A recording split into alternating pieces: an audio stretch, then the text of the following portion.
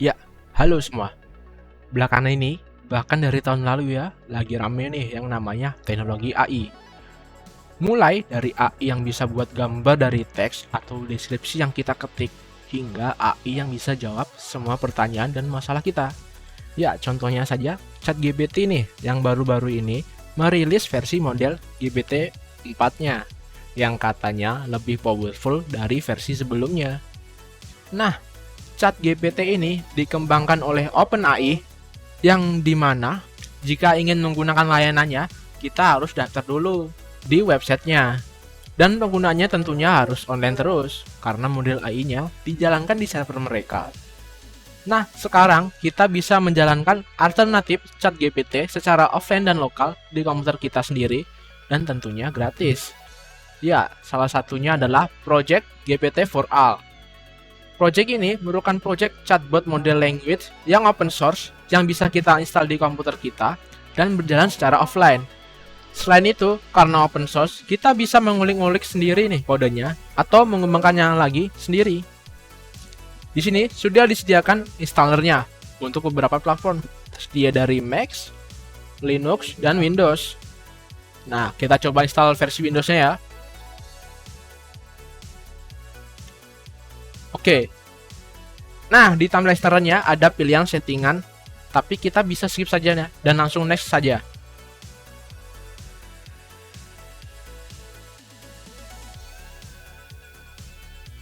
Kita atur directory instalasinya. Kita next saja.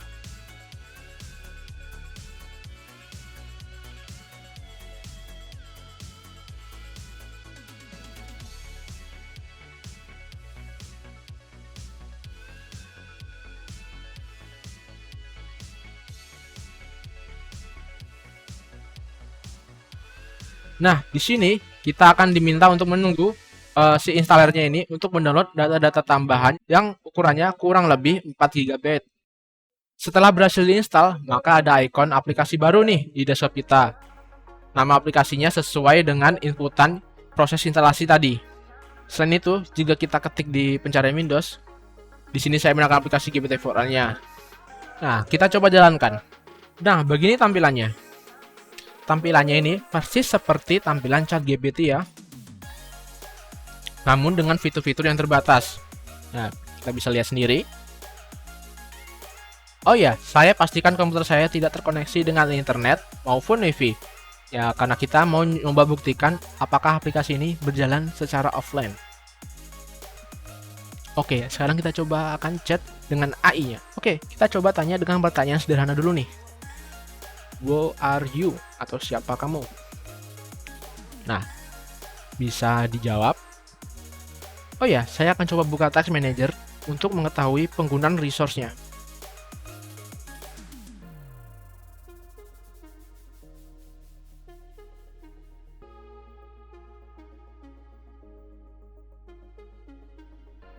Bisa kita lihat secara konstan, aplikasi ini memakan RAM sebesar kurang lebih ya 4 GB ya. Ngomong-ngomong, ini cukup ringan ya sebenarnya untuk sekelas model AI yang mirip seperti ChatGPT. Kalau aslinya ChatGPT mungkin ukurannya puluhan hingga ratusan gigabit ya. Atau mungkin sampai skala level terabit. Oke, kita coba tanya dengan pertanyaan lainnya. Oke, masih bisa menjawab. Responnya cukup cepat juga ya. Oh ya, model AI ini hanya sebatas mirip saja dengan ChatGPT, namun tidak sepowerful dan seakurat dengan ChatGPT aslinya. Apalagi yang tadi, ukuran model AI-nya hanya berukuran 4 GB. Jadi mungkin nanti akan ada jawaban yang tidak benar dan tidak akurat. Kita coba pertanyaan berikutnya. Berapa banyak populasi dunia?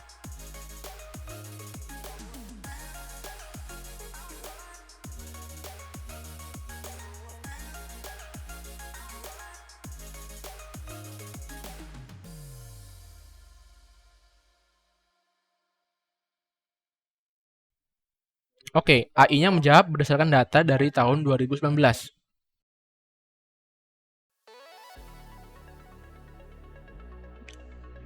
Kemudian, berapa banyak negara di dunia?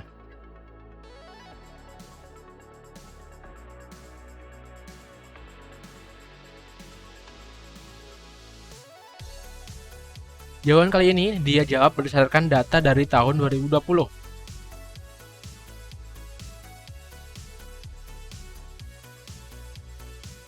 Selanjutnya, kita coba tanya, negara terbesar di dunia.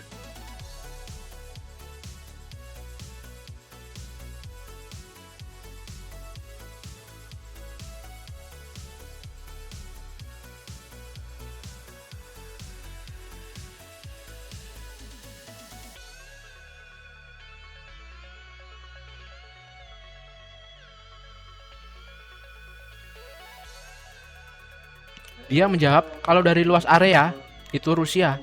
Tapi kalau jumlah populasi, itu Amerika. Kira-kira ini bener nggak ya? Bukannya Cina yang paling banyak populasinya. Kita coba tanya.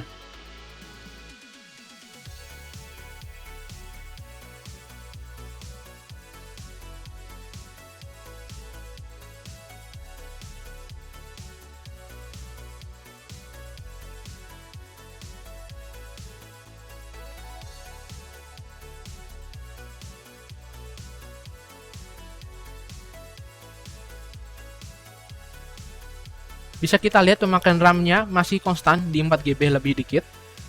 Nah, jawabannya beda lagi ya, entah ini akurat apa enggak. Oke, berikutnya kita coba suruh dia buat daftar list. Misalnya resep makanan.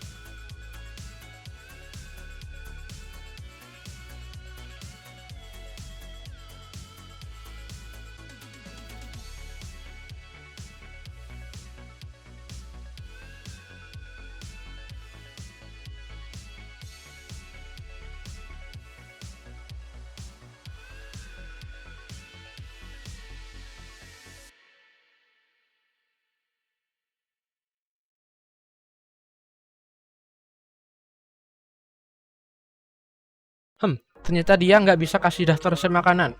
Dan malah nyuruh kita nyari sendiri secara online. Ya oke lah ya, model AI-nya yang tergolong kecil, jadi mungkin yang dia tahu nggak sebanyak ChatGPT aslinya.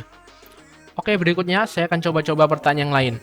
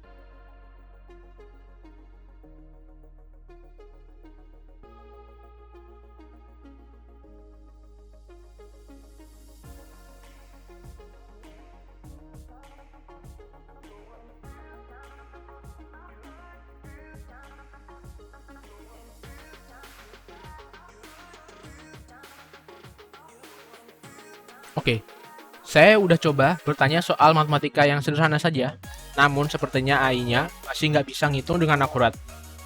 Ya, mau apa lagi ya? Model AI yang kecil dan ringan dijalankan di komputer lokal nggak bisa berada lebih lah. Setidaknya kita bisa nanya informasi umum lainnya. Jika kalau suatu waktu kita nggak bisa mengakses internet untuk mencarinya di Google atau nanya langsung ke ChatGPT yang asli.